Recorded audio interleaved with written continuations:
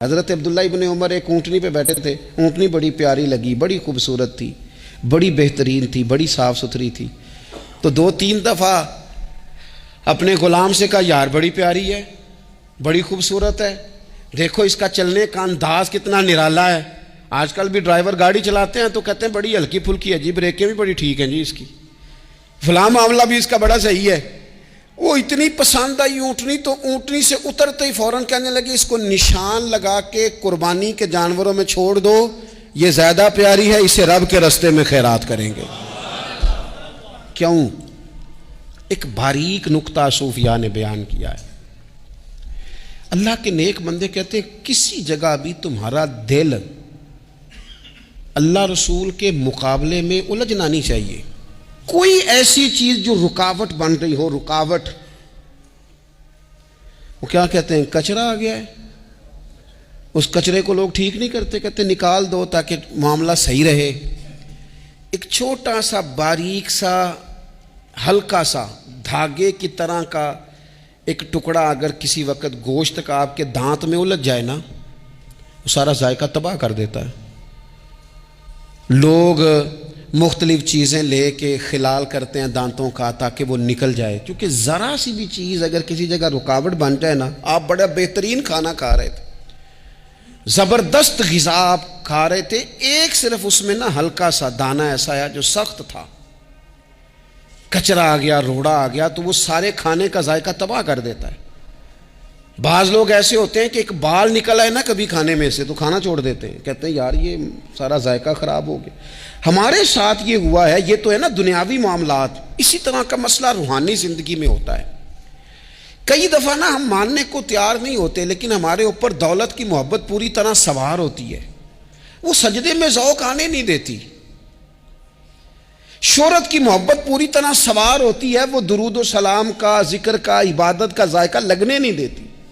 وہ جو کہا تھا نا والذین آمنوا اشد حبا للہ, ایمان والے سب سے بڑھ کر اللہ سے پیار کرتے ہیں, سب سے بڑھ کر رسول اللہ صلی اللہ علیہ وسلم سے محبت کرتے ہیں. کیوں کہا گیا تھا؟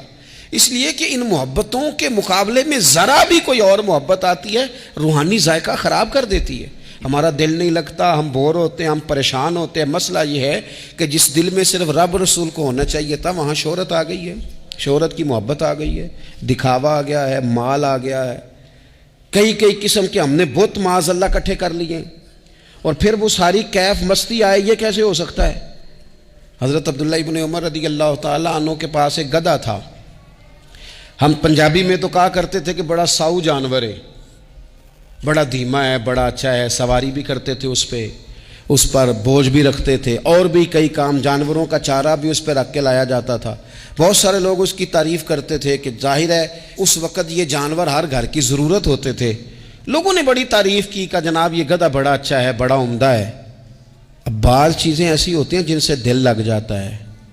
کچھ نوجوانوں نے گھروں میں بلی رکھی ہوتی ہے, گھوڑا رکھا ہوتا ہے, جانور رکھے ہوتے ہیں, ان کی پوری توجہ انہماک. ہم دیکھتے تھے دیہاتوں میں کہ بزرگ اگر کہیں چلے جاتے تھے سفر پہ, تو وہاں سے بھی پیغام بھیجتے تھے کہ گائے کو چارہ ڈالا کہ نہیں, بھینس کو نکالا کہ نہیں, تم نے باڑے سے دھوپ چھاؤں کا خیال کیا کہ نہیں. وہ چیز ذہن میں آ جاتی تھی. حضرت عبداللہ ابن عمر رضی اللہ تعالیٰ عنہ, وہ گدھا چونکہ بڑا پیارا تھا, بڑا اچھا جانور تھا, اور بڑے کام کرتا تھا, بہت سارے معاملات گھر کے اور کھیتی باڑی کے اس کے ذمے تھے, تو گھر والے بھی کہتے کہ اس جانور کی وجہ سے بڑی خیر ہے, بڑے کام ہو جاتے ہیں. آپ کا بھی خیال تھا. حضرت عبداللہ ابن عمر ایک دن گھوڑے سے نیچے اترے یا اس گدھے سے نیچے اترے, تو خادم کو بلا کے کہنے لگے اسے لے جاؤ اور بیچ کے پیسے اللہ کے رستے میں خیرات کر دو.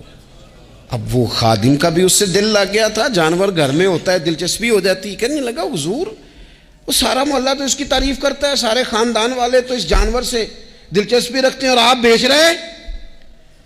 آپ فرمانے لگے جس طرح سب کا دل اس کی طرف ہے نا کہ اچھا جانور ہے, میرا بھی ہو گیا ہے, لیکن میں اپنے دل کو سوائے رب رسول کے کسی اور طرف ہوتا دیکھ نہیں سکتا.